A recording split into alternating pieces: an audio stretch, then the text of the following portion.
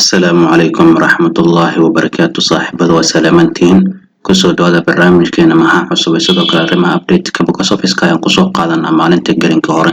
intaana guda gelin barnaamijkeena haddaa channelkeena ku cusub tahay subscribe noo saarana loobin inaa muuqaalka laga noo saarto marka hore waxaan ku bilaabi doonaa waxaa si official lagu dhawaaqay filimka lagu magacaabo Goodbye waqtiga rasmi la daawan doono sidoo kale ogaada filimkan waxaa hogaamiye gaarwactaaga lagu magacaabo Amitabh Bachchan sidoo kale waxaa kula jirta tirashada lagu magacaabo Rashmika Mandanna sidoo kale waxaa la ogaaday saaxiibada Rashmika Mandanna filimkan inay ku matali doonto gabadha Amitabh Bachchan macala dheer walaal sidaa daradeed haddaba official filimkan Goodbye waxaa la daawan doonaa 7 Oktoobar sanadkan ku jira 2022 ayaa la daawan doonaa sidoo kale filimkan waxaa director-ka ninka lagu magacaabo Vikas Bakal ayaa nin lagu magacaabo director-ka sidoo kale ogaada filimkan waxaa ku jiro ninka lagu magacaabo Sunil Grover xitaa nina goobtana filimkan door ay ku leedahay sidaa daradeed official filimkan Goodbye 7 Oktoobar bisha ka nagu soo haysa ayaa la daawan doonaa sida hadda shaaca laga qaaday sidoo kale kaartaan hortana ka muuqatana waa laga soo bandhigay filimkan ciwaanada kale aan soo qaadan karno waxaa ka mid ah saaxiibada jadwalka ugu dambeeya la qaadi doonaa filimka weli magaca lagu bixinaa kalna u yara meega 154 sida hadda shaaca laga qaaday filimkan meega 154 saaxiibada 60% uu doonayo sidoo kale waxa uu haray 40% jadwal gaaray sidoo kale ogaada filimkan waxa hogaamiye meega saarka awood badan fanka loo yaqaan tuludo ninka lagu magacaabo Jaran Jeefe sidoo kale waxa atirsha koodka door lagu magacaabo Shuruuti Xasan sidoo kalena ninka lagu magacaabo saaxiibada qiimaha badan Rafeeta Jana filimkan special appearance muuqaal martina uu ku leeyahay sidoo kale muusikada filimkan waxa ku raaxaysteen caanka lagu magacaabo Diife Barsa sidoo kale shirkadda lagu magacaabo My3 ayaa filimkan qarash gareynaysa ninka lagu magacaabo Bobina filimkan director ku yahay sida daraaddeed saaxiibada official filimkan meega 154 jadwalka ugu dambeeya ee la anbaqaad sidoo kale duwistan maanta waxay ka bilaabatay dhankaasi magaalada Hyderabad ay ka bilaabato waxa kaloo shaaca laga qaaday filimkan waxaa la daawan doonaa feesada loo yaqaan Sankarati oo dhigtaan reer Telugu waxayna ku beegantaa horaanta bisha Janaayo ee sanadka dambe 2023 sida daraaddeed jadwalka ugu dambeeya hadda la anbaqaad filimkan meega 154 sida hadda shaaca laga qaaday markaana saaxiibada waxaa la fiirin doonaa filimka lagu magacaabo Rangaraga Fabhagana oo laga leeyahay dhankaasi Telugu shalay soo baxay ganacsigiisa diiwaanka wuxuu sameeyay iyo sidoo kale filimkan lacag lagu iibsaday isla fiirin doonaa waa kooxna wiilka lagu magacaabo Vishnath Tej saaxiibada culays badan ayaa iska saaray sida dashaac laga qaaday filimkan deegaanka Telugu laga leeyahay waxa lagu iibsaday adduun lacageed gaaray 7 koror bar ayaa lagu iibsaday sidoo kale filimkan Hindi inteeda kale waxa lagu iibsaday lacag gaarayso 1 koror taasoo ka dhigay filimkan ganacsigiisa marka la isku daro saaxiibada qiimaha badan lacag lagu iibsaday waa 8 koror bar soo dhameystir u noqdo waxa laga rabaa inuu dib u soo lacag gaarayso 9 koror sida daraaddeed waxaan isla fiirin doonaa filimkan dhaywankiisa iyo ganacsigiisa guud waxa uu qabsoomay sida laga filayo filimkan saaxiibada qiimaha badan in ku dhow ayuu ku bilaabay sida daraaddeed deegaanka laga leeyahay filimkan Telugu canshuurta koor wuxuu ka soo xiray canshuurta koor lacag gaarayso 165 koor ayuu soo xiray qolay cajaladaha qayb waxa ku soo dasaamin gaaray 96 lag ayaa ku soo aday Hindi inteeda kale wuxuu ka lacag gaarayso 4 lag oo fasiiska suuqyada caalamkan wuxuu ka lacag gaarayso 7 lag filimkan ganacsigiisa wallood gross dibadda marka la isku daro xitaa saaxiibada 2 koor uu gaar waa kaliya wuxuu soo xiray lacag gaarayso 190 koor ayuu soo xiray qolay cajaladaha qayb waxa ku soo dasaamin gaaray 1 koor stilna filimkan ganacsigan kuma filna maadaama saaxiibada lagu iibsado lacag gaarayso 8 koor bar soo dhameystir u noqdo laga rabo inuu dib u soo lacag gaarayso 9 koror bar almost darajadaasna waxay kaga dhimantaa lacag gaarayso 7.9 koror markuu dib u soo celiyo ayuu kaliya noqon doonaa taasna ku adagtahay saaxiibada andaan almost 8 koror lacag ku dhow markuu dib u soo celiyo filimkan kaliya noqon doonaa taasna way ku adagtahay filimka maadaama sheekadiisana la dhalay sida daraaddeed ganacsi buurna uu sameeyay wantiisa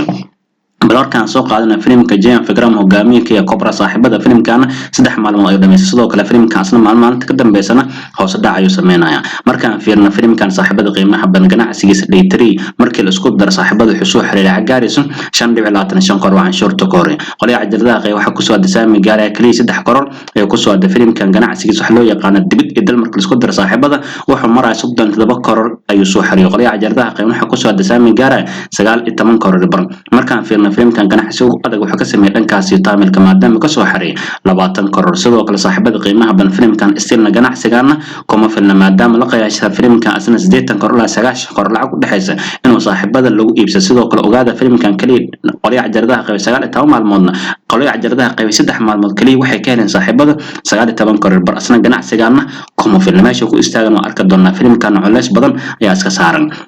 aan soo qaadana filimka Kardagiya 2 hogaamiye Keani Qalsadanta filimkan saaxiibada 3 toddobaad oo tiyaatar saaray dhamaysta ama 12 maalmood ganacsigiisa guud isla fiirin doona deegaanka laga leeyahay filimkan canshuurta kor wuxuu ka soo xiray lacag gaarayso konton 2.85 kor ayuu ka soo xiray qoliyaha jardaaqay waxa ku soo dasaamin gaaray 31 kor bar hindi inteeda kale filimkan wuxuu ka keenay lacag gaarayso 2.70 kor sidoo kale office kan suuqyada caalamka wuxuu ka soo xiray lacag gaarayso 6 kor waqooyi hindina filimkan saaxiibada aad u kaga gadmaa maadaama 13 kor bar oo ka soo xiray filimkan ganacsigiisa wax loo yaqaan dibad iyo dalmarka isku daro xumaray 107 kor bar ayuu soo xariyay qoliyaha jardaaqay waxa ku soo dasaamin gaaray konton 3 kor bar marka horna filimkan kaliya waxa lagu iibsaday lacag gaarayso 13 kor bar taasoo ka dhigan filimkan profit wali iyo qoliyaha jardaaqay way keenay maadaama 40 kor saaxiibada oo profit nadiif ay keeneen sidoo kale filimkan darajahan wuxuu taagan yahay 4 la blockbuster ayuu taagan yahay sidoo kale wiilka naqilna filimkan saaxiibada darajooyin hor leh ku gaaray asla fiirna filimka kale lagu magacaabay Taramam asna 9 maalmood tiyaatar saaran yahay ayuu dhameeyay filimkan Dulqar Salmaan hogaamiye waxa isla fiirin doona ganacsigiisa gudankaasi Telugu canshuurta kor wuxuu ka soo xiray lacag gaarayso 39 kor bar qoliyaha jardaaqay waxa ku soo dasaamin gaaray 22 kor bar ay ku soo aaday hindi inteeda kale wuxuu ka keenay lacag gaarayso 2.80 kor ay ku soo xiray offices kan suuqyada caalamka wuxuu ka keenay lacag gaarayso tadaba kor sidoo kale saaxiibada waqooyi hindi filimkan shaleetona waa la saar wuxuu ka soo xiray lacag yar oo gaaraysa 30 la kaliya ay ku keenay sidoo kale luqadaha kale filimkan lagu daawo wuxuu ka soo xiray lacag gaarayso 8 kor filimkan ganacsigiisa wax loo yaqaan dibad iyo dalmarka la isku daro xumaray 82 kor ayuu soo xiray qoliyaha jardaaqay waxa ku soo disnaami gaaray 40 kor bar sidoo kale marka horna filimkan wuxuu ku iibsaday lacag gaarayso 87 kor taasoo ka dhigan filimkan asna profit wali iyo qoliyaha jardaaqay way keenay maadaama ay keenay 23 kor bar ay keenay darajahan filimkan si Taramam wuxuu taagan double blockbuster film laba blockbuster noqday markaan soo qaadana saaxiibada qiimaha bandooyin instrument oo kala filimta aan kala daawaday maanta kala xalada filimka lagu magacaabo Sangarash filimka lagu magacaabo filimkan waxa la daawaday 3 September 1999 hogaamiyaha filimkana waa Akshay Kumar waxaana ku jirta tirashada lagu magacaabo British inta sidoo kale Tusho Raana filimkana doray kula sidoo kale ogaada filimkan waxa director-ka ninka lagu magacaabo Tanuja Janjar lagu magacaabo director-ka halka producer ku ahaa Mukesh Bhatt filimkan waxa la saartay tiyaatar gaar 160 shaleema ayaa laga daawaday wax loo qarash garay filimka miisaanad gaaris 4 kor cumraantiisna soo xiray lacag gaarayso 5.9 kor natiijana filimkan wuxuu noqday bilow afraad ayuu noqday lacagta gaaris 5.9 kor sicirka maanta lagu jaangoyna almost waxa dhiganta 42 kor bar ayuu dhigantaa sidoo kale saaxiibada filimkan waxa tigid goos shaleema ka daawad sida diiwaan gashan 4,464,000 kun qof ayaa tigid goos oo shaleema ka daawatay natiijana filimkan wuxuu noqday bilow afraad ayuu noqday dhinaca kale saaxiibada maanta kale waxa la daawaday filimka jilaasha badnaa la isku kana filimka lagu magacaabo Raqti markaan fiirnay filimkan waxa la daawaday saddexda filimkan saaxiibada waxa la daawaday 3 September 2014 ayaa la daawaday hogaamiyaha filimkan waa rag kale ah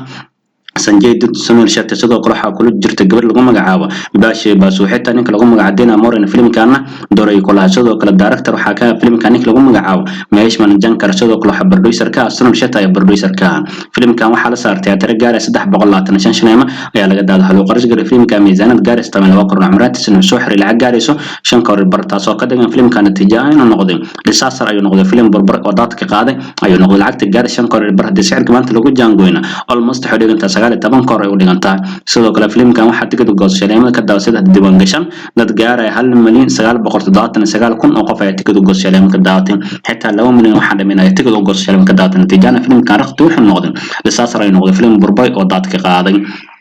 adkuma santiin daawashada daawatana muuqaalka haday taa markii kugu horeysay booqan channelkeena waxaan si xushmad leh kaaga codsanaa inaad subscribe noo saarto sidoo kale halowina inaad muuqaalka laga noo saarto inta barnaamijkan barnaamij la kulmayno amaana assalamu calaykum waraxmatullaahi tacaala wa barakaatuh